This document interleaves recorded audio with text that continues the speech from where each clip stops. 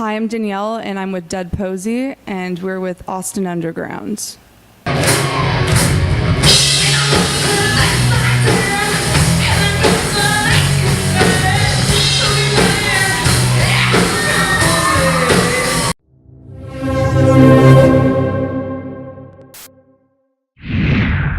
Welcome to Austin Underground. My name is Esmeralda Salazar, and I am here with the lead vocalist of Dead Posey. So, how are you doing today? I'm great. How are you? Doing very well. So, tour started very recently. Yes. So how? Like 4 days ago. 4 days ago. Yeah. So how has it been treating you? So far, so good. I will say, though, I did not know what I was in for until now. It's fucking amazing, but it's definitely a lot. It's definitely a lot, yeah. But I've heard like some of your set, like online on Twitter, and it sounds amazing. Thank you. Yeah, like I'm super excited for tonight, and like as a fan, I'm like really pumped for it. Yes. Right. The So band's awesome too. Tony and I, my co-writer and producer, him and I did really hard tryouts and all that good stuff and found these great guys. So yeah. I'm happy you like the live set. I love it. Like the setup, like the three bands that I do know about, it's like Palaye Royale, you guys, and Bones. Nice. That mix is so beautiful. Oh yeah, it's a good, whoever put this together did a very good job, I Yes, think. Everyone blends seamlessly, and then also the Haunt, they're awesome too, so it's fun. So far, so good. Yeah. All right. So you just started today in Texas, or you're going to start today in Texas. Anything that you've been looking forward to? Anything that you've heard about Texas? Well, I mean, I heard about this crazy contest of eating this huge steak or something. Yeah. What is that about again?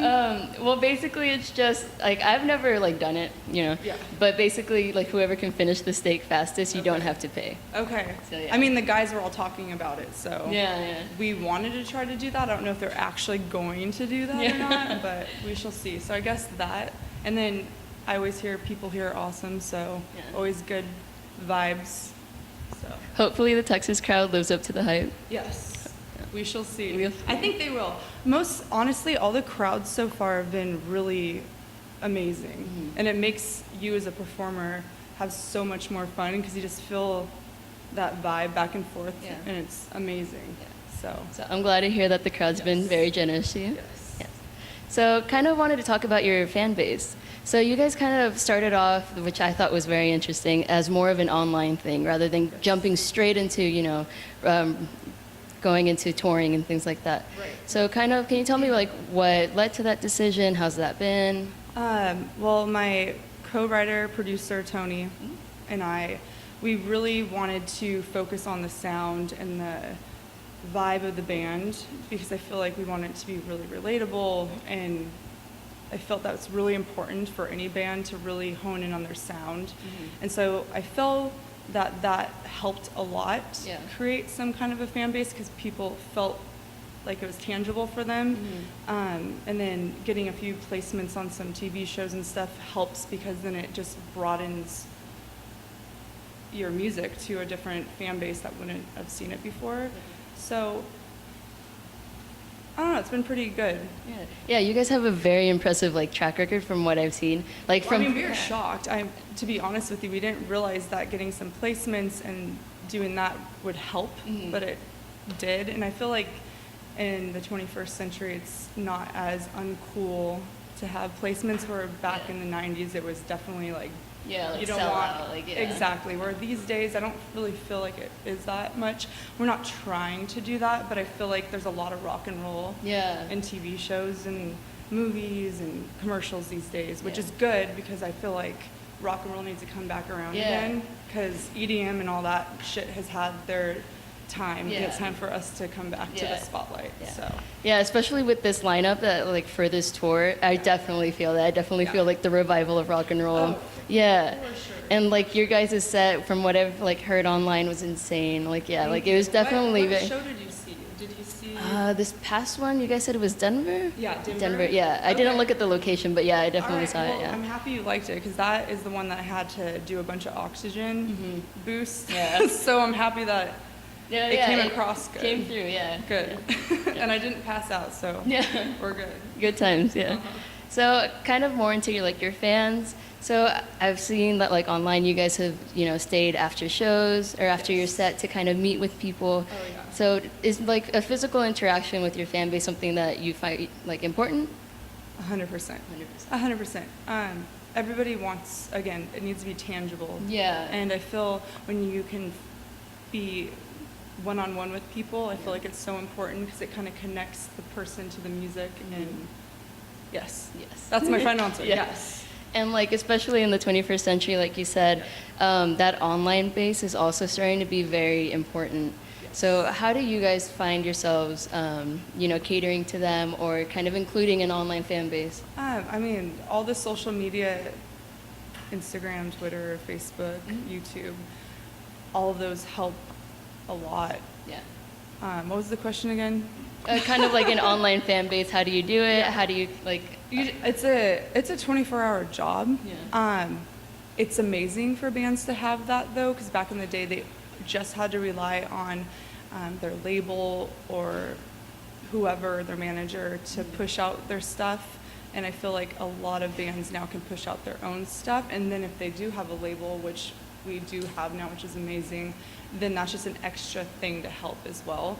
But you can be very, very, very proactive because of social media. So it's great. And like, you're pretty much texting people through DM. Yeah. So it's pretty cool. Yeah. So yeah, like on Twitter, I've seen you guys like retweet a lot of like either fan art or like group pictures, and I thought that was like really cool. Especially as a fan, I kind of feel like there's a sense of community when that's done. There is. And that's some of the greatest rock bands. It's became a community. Yeah. But back in the day, they didn't really do the merch tables as much. But still, the fans want to feel like they're a part of something too, and I feel like when a band can create a community, like you said, it's so important, and I feel like it's everything. And at the end of the day, fans are the reason why musicians have a career. Yeah. So fans are so important, and I feel it's kind of like our way of saying thank you at the end of the night to talk to people and all that good stuff. Yeah. Well, I think that's very cool, and I know I really appreciate it.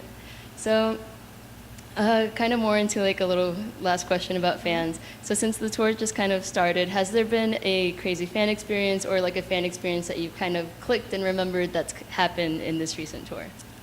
Not a crazy fan experience, but a cool thing that happened that hasn't happened to us until this tour was at the El Rey. There was a few girls in the front row that were just like, ah! And it was like the first time getting close to people and they're like actually grabbing at you, and it was like pretty cool actually, because it feels like that connection right away, and I never had that experience before, so it's been really, really cool. Yeah, so definitely like whenever it's like a performance, like an actual like event, there's that sense of like connection. It's everything. Yeah. It really is. It's everything. Yeah. So that's the coolest thing. There hasn't been anything crazy, knock on wood, yet, but I'm sure there will be. It's bound to happen. A lot of girls in bands. Yeah. I know. Pretty cool bands that are also in bands. I know. I feel like that's the other thing too. Is it's cool to just because there was obviously Joan Jett, and then there's like Taylor Momsen. And, like other female like the artists. Kills, Alison Moss Hart. So it's cool that in this one, Palaye Royale had 3 female fronted singers. I don't know. I feel like that's cool. And then there's also the guitarist in Bones too, Carmen. That's awesome. So it's cool to see that. And I thought before this tour, I was like, oh God, I'm gonna be with a bunch of dudes. But then there's actually a lot of chicks, so it's really evened out. And I feel like one day it'll get to that point where it doesn't matter if you're a dude or a chick. It's just gonna be like, oh, just people. We're all together. And I feel like slowly but surely all that stuff is starting to bridge together. I feel like this tour, I give kudos to Palaye Royale for having the good mix. I feel like it's a really good mix. So. Well, we've reached the end of our time, so thank you so much. You're welcome. Any parting words? Um, If not, that's fine. Be a good person. Be a good I mean, person. be a good person. We all love good people. Yes. All right. So this has been Austin Underground. This has been Dead Posey. Thank you so much. See you guys later.